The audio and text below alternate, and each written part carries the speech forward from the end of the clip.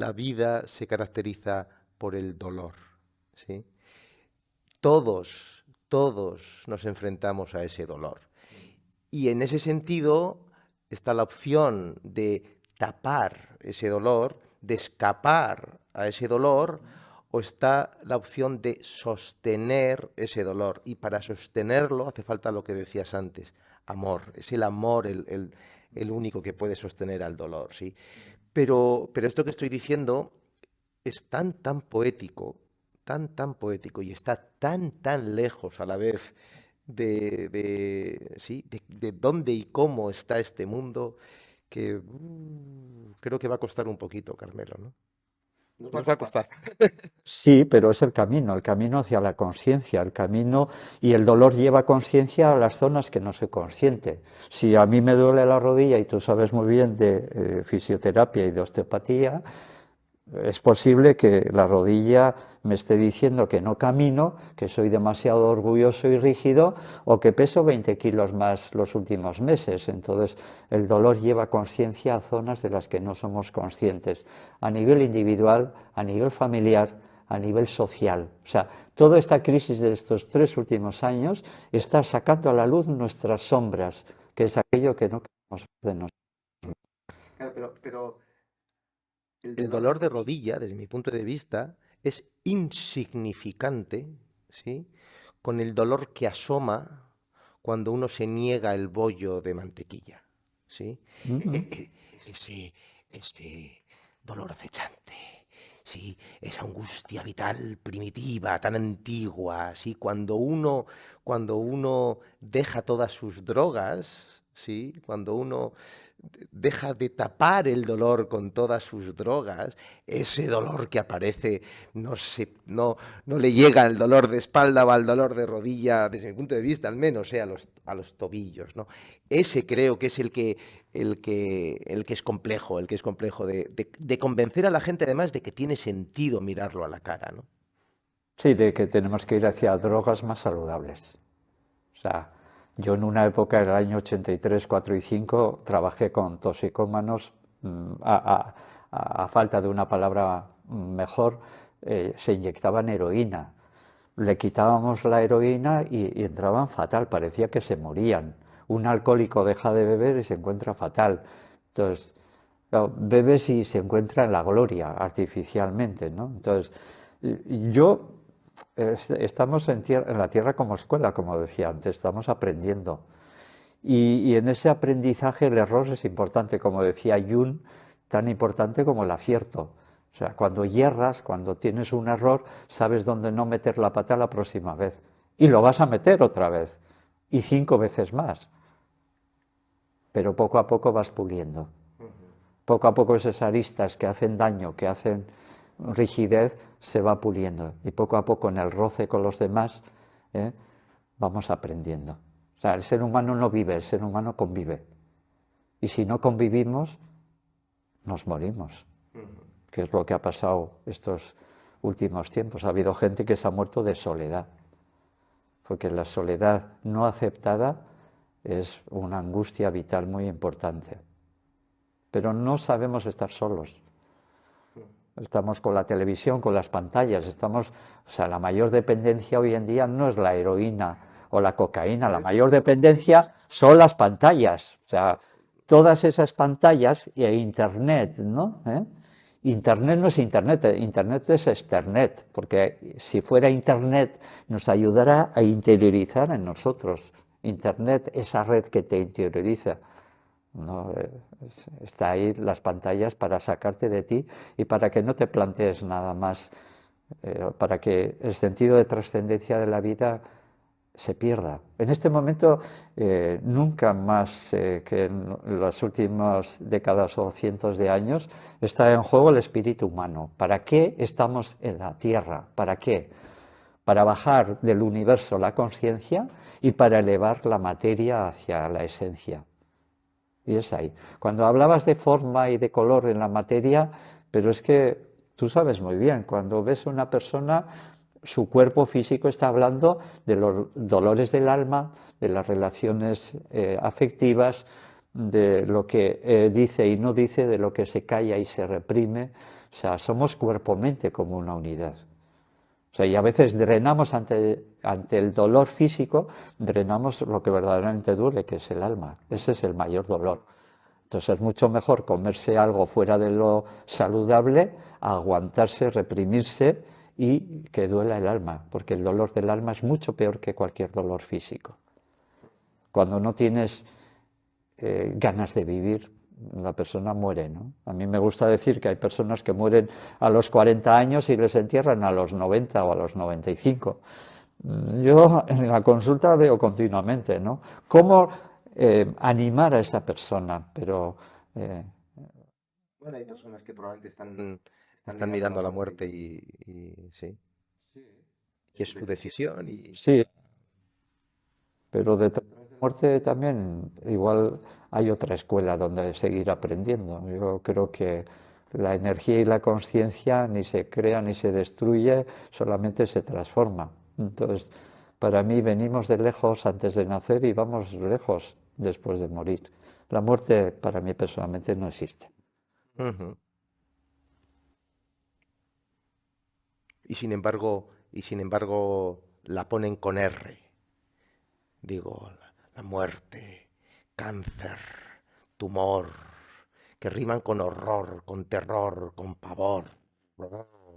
¿Sí? Y vamos a hablar de cáncer. Vamos a hablar, vamos a hablar de cáncer porque la muerte lo que sí da es miedo, sí que es ese lugar de la noche, ¿no? De la oscuridad, la muerte, ¿no? El invierno se acerca y alberga horrores, decían en la serie de moda de... Sí, no sé cómo se titulaba, bueno. La de Juego de Tronos, ¿sí? Cáncer, muerte, oscuridad, miedo. ¿Qué me dices del cáncer? Bueno, que es la enfermedad de moda, es esta. Cada época en la humanidad, cada cultura, cada época tiene sus enfermedades del paradigma, ¿no? Entonces está claro, un cáncer. Un cáncer es algo que el niño cuando nace, crece, madura, y luego si sigue creciendo y creciendo y creciendo, eso es un cáncer. Eso en la empresa, hay empresas que crecen y crecen hasta no va más. Eso es un cáncer. El cáncer tiene que haber un equilibrio entre lo que nace y lo que muere, entre el catabolismo y el anabolismo. Entonces, ese es el problema. Me tengo que desprender algo en mi vida para hacer hueco donde pueda entrar algo que está a punto de entrar en mi vida que me ayude en el camino. Entonces el desapego, como dicen los orientales, es importante. En ti y en mí ahora mismo hay millones de células que están muriendo. Y gracias a que se mueren las más viejas, aparece un hueco donde nuevas, los retoños, pueden volver a renacer. Y ahí se va el cuerpo regenerando. El cuerpo se cura a sí mismo. Cuando te haces una herida o una fractura, no hace falta un médico. Un traumatólogo no cura. Un traumatólogo pone los huesos en su sitio para que el cuerpo se cure, ¿no?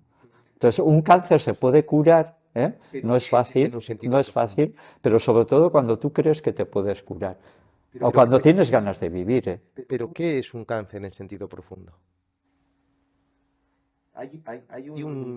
Podríamos encontrar un sentido metafórico. Sí, para mí claramente, Íñigo. ¿Qué estado se encuentra el ser? Ya no, o sea, si decimos que todo es una relación entre lo mental, sí, la consciencia, el cuerpo, lo energético, ¿qué parte del ser está expresándose cuando se entra en un proceso tumoral, ¿no? Las células son huérfanas. O sea, toda célula en el cuerpo tiene un tejido, tiene un órgano, un sistema de sistemas, tiene una energía, tiene una conciencia, tiene un alma, tiene un espíritu. Eso es una jerarquía, pero una jerarquía que a diferencia de la humana, el que está más arriba, el espíritu, intenta globalizar todo lo demás. Entonces, si no hay espíritu y no tengo ganas de vivir, si mi alma, en vez de estar aprendiendo con la alegría y con las relaciones con los demás, tiene miedo al futuro, la incertidumbre, y eso los medios de comunicación están muy encima. O sea, cuando no es un miedo de una guerra, es de una contaminación, y cuando no, de una enfermedad, y luego de la pobreza, y luego de que no llegue la comida. Entonces, Todo es un miedo. Y cuando hay miedo, entonces el yo, el espíritu humano, deja de regular. El director de orquesta no está. Y si el director de orquesta falla, que es la conciencia y el espíritu humano, cada uno de los instrumentos de la orquesta toca y desafina con los demás. Entonces las células dicen, bueno, pues yo voy a crecer, pero voy a crecer a mi manera porque no hay alguien que dirija mi crecimiento.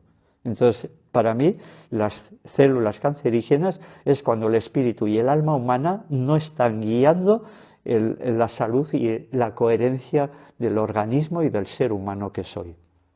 Entonces, son células a las que le falta el director de orquesta, que es la esencia humana, la conciencia humana. Entonces, muchas veces en el cáncer, lo suelo decir muchas veces, hay mucho de buenismo, o sea, de ayudar a los demás y la persona se olvida de sí mismo. Ayudo y ayudo y ayudo y yo. De hecho, en la consulta le digo muchas veces a la persona, cuídate, cuidadora. Y en femenino más que en masculino. Deja de cuidar a los demás, cuídate a ti. Entonces... Sí, a mí me decía un buen maestro que debieran de poner como las cajetillas de tabaco. La bondad excesiva perjudica seriamente su salud. Cuido y no me descuido. Ese es el arte de la curación.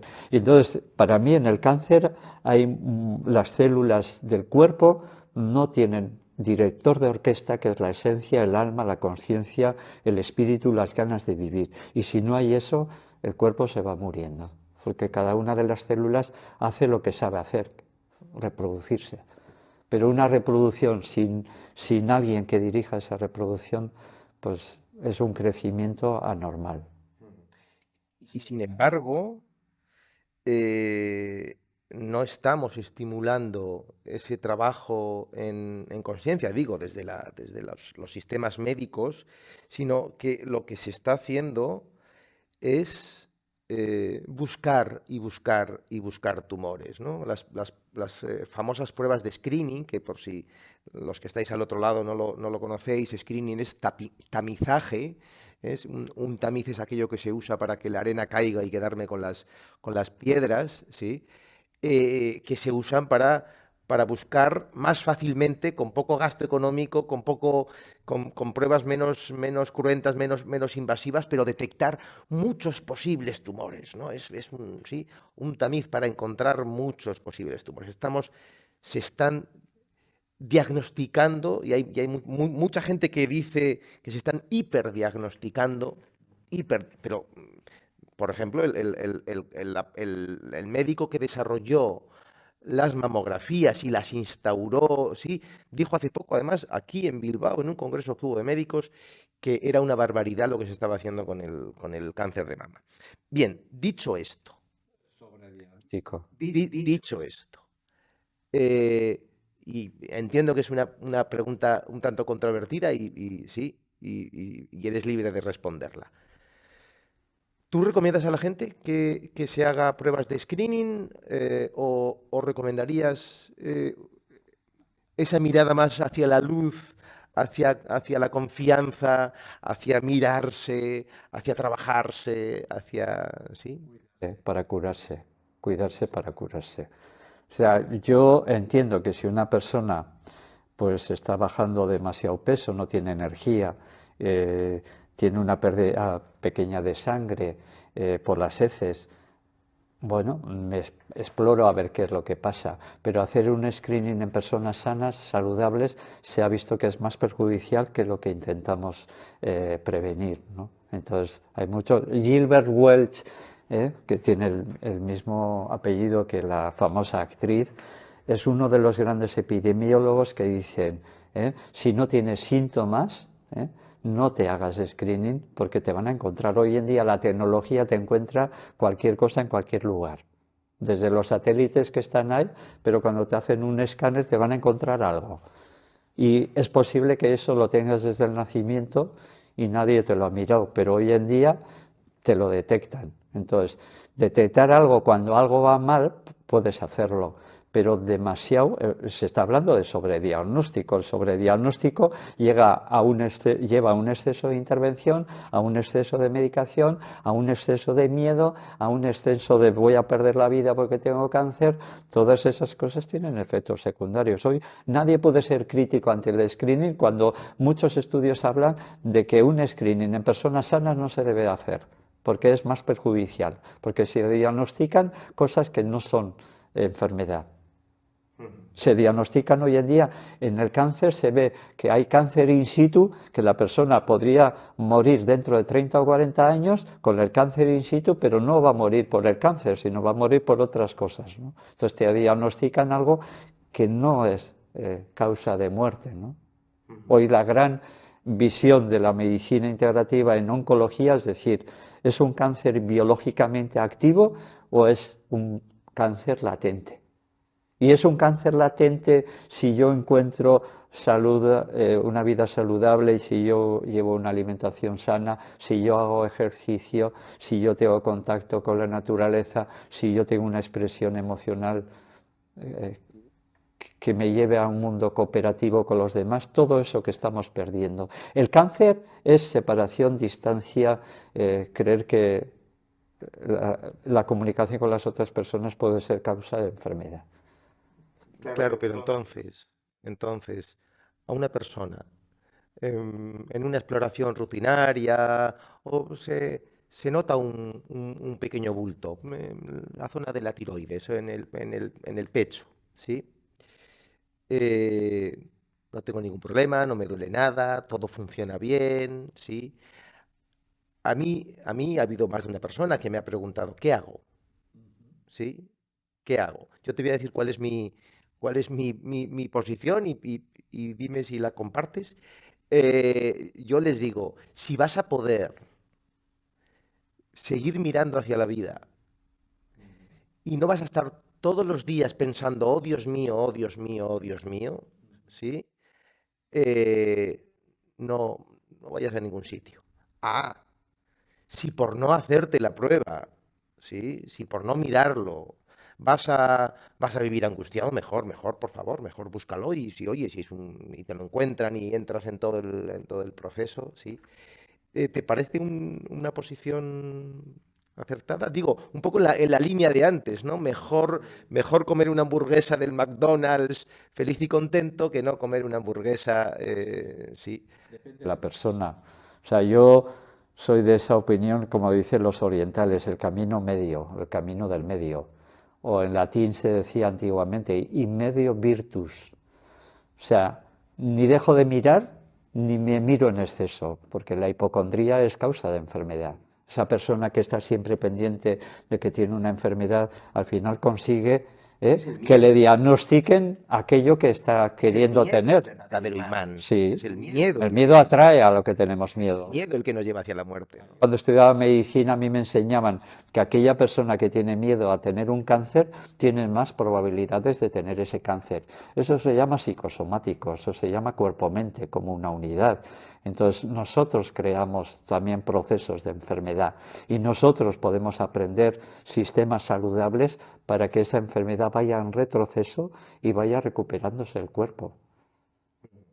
A mí me contaba otro gran maestro de los que he tenido, de esos que se pueden contar con los dedos, que había visto casos de pacientes, este era iridiólogo, quizás le conoces, y que había tenido no uno, ni dos, ni tres, ni cinco, ¿sí? De personas que les llevaba viendo 25 años y que siempre que les miraba les veía ahí un proceso, ¿sí? Un proceso tumoral en el páncreas, ¿sí?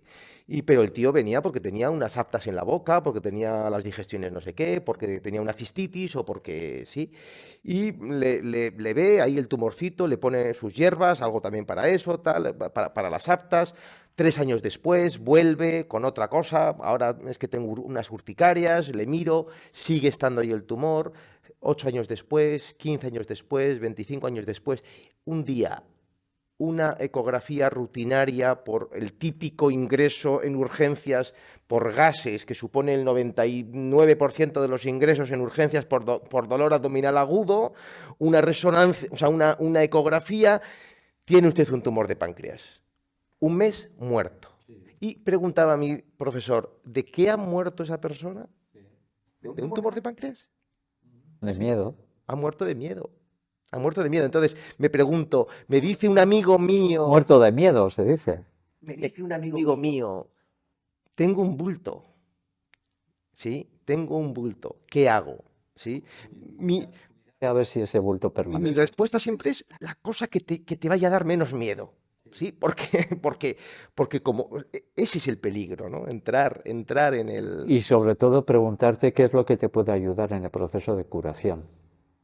La palabra curar viene del latín curare, y en curar, en latín curare significa cuidar, o sea, empieza a cuidarte. En vez de mirar todas las imágenes del mundo, hoy la tecnología cada vez está más avanzada, te ven cosas donde no se veía hace 20 años. Yo cuando terminé medicina en el año 79 no había más que rayos X, pero no había escáner, no había resonancia magnética, por lo menos en este país, ¿no? Y poco a poco ahora, entonces, o sea, ver de más y explorar de más no es adecuado, porque... In medio virtus. Estamos en la vida, pero estamos con la lupa buscando a la muerte, a ver dónde está.